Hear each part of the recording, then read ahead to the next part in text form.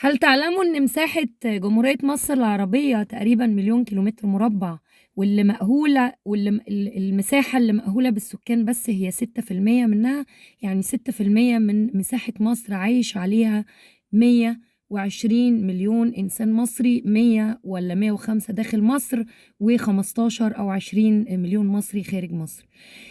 هل تعلم أيها المصري المسكين المتغرب الشقيان التعبان جوه مصر وبره مصر، هل تعلم إن إحنا عايشين على 6% من مساحة مصر، ومساحة سينا لوحدها 6% كمان اللي هي غير مأهولة بالسكان؟